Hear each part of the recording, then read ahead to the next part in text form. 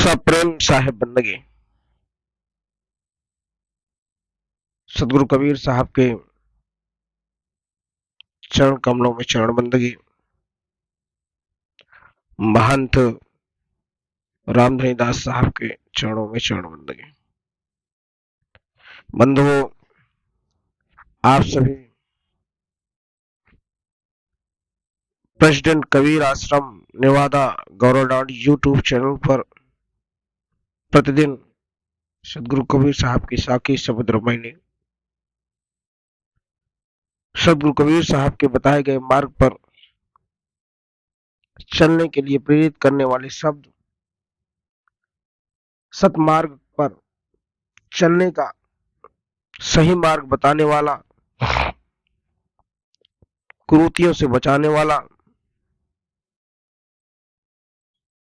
अमृतवाणी आप प्रतिदिन श्रवण करते हैं। सदगुरु कबीर साहब ने जड़ और चेतन के विषय में किस प्रकार से गोरखनाथ को बताते हैं। बहुत ही सुंदर पद है। साखी कहते हैं सदगुरु कबीर साहब कि काटे आम न मोरसी, फाटे जुटे न कान, अगोरख पारस पर से बिना कौन को नुकसान। पारस रूपी जीव है लोहा रूप संसार, पारस ते पारस भया परखा भया टकसार। प्रेम पाट का चोलना पहिर कबीरू नाच,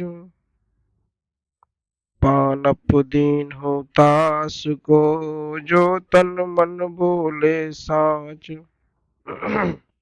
सदगुरु कबीर साहब कहते हैं कि जिस प्रकार कटा हुआ आम का वृक्ष कभी विकसित नहीं होता और न उसमें बौर लगती है न उसमें फल लगता है, और फटा हुआ कान दोबारा नहीं जुड़ता, वैसे ही सार विषयों को प्रतिभोग इच्छा को परख कर उसका त्याग कर देने के पश्चात जीव दोबारा सांसारिक बंधनों में नहीं जुड़ता है। सदगुरु कबीर साहब कहते हैं कि हे गोरखनाथ, लोहा अगर पारस से स्पर्श नहीं करेगा तो उसमें पारस का कुछ नहीं बिगड़ेगा, बल्कि लोहे की ही हानि होती है। उसी तरह जीव अगर पारखी गुरुओं के पास पहुंचकर और सत्संग और या प्रेरणा प्राप्त कर भी संस्कारिक बंधनों से मुक्ति नहीं होता तो उसमें मनुष्य की ही हानि है। यहाँ पर जीव पारस है और विश्व को लोहा बताया गया है। सदगुरु कबीर साहब कहते हैं यानी जीव चेतन और विश्व जड़ है। जिस तरह लोहा पारस को स्पर्श पाने से स्वर्ण में बदल जाता है, उसी प्रकार चेतन से जुड़ जाने पर जड़ शरीर चैतन्य हो जाता है। सदगुरु कबीर कहते हैं ना कि अरे पारस के स्पर्श से लोहा केवल स्वर्ण ही होता है, पारस नहीं बनता है। लेकिन पारखी सदगुरु की संगत में मनुष्य स्वयं पारखी हो जाता है। उसी को पारस से पारस बनना कहते हैं। सत्संग में रहने से ही सत्य और असत्य की परख हो सकती है। सदगुरु कबीर साहब बताते हैं जो मनुष्य सच्चे गुरु के पास जाता है, सत्संग सुनता है, संत वाणी को समझता है, अगर उसे सच्चे गुरु का दर्शन हो जाता है तो उस मनुष्य को सच्ची डगर मालूम हो जाती है। उसे सत्य का दर्पण मिल जाता है देखने के लिए, और वह गुरु सत्य रूपी दर्पण होता है जो संसार के समस्त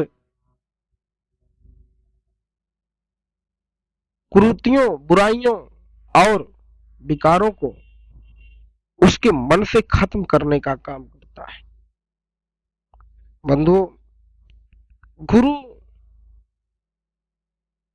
से बढ़कर इस संसार में किसी को इसीलिए जगह नहीं दी है क्योंकि वह सत्य की राह बताता। अगर गुरु सच्चा मिल जाए, गुरु सही मिल जाए, तो मनुष्य का कल्याण निश्चित है। इसलिए साधु कबीर साहब बार बार कहते हैं कि पारखी गुरु करना चाहिए, जिसे पारख का पता हो, जो तुम्हें सत्य बता सके, जो तुम्हें भवसागर से पार कर सके, जो तुम्हें सत्य पुरुष का दर्शन दिखला सके, जो तुम्हें सत्य पुरुष के बारे में बता सके, जो तुम्हें जड़ और चेतन के विषय में सही रूप से समझा सके। गुरु ऐसा करना चाहिए। ऐसा गुरु नहीं करना चाहिए जिससे कुछ ज्ञात ही ना हो, जड़ और चेतन के विषय में कुछ उसे पता ही ना हो।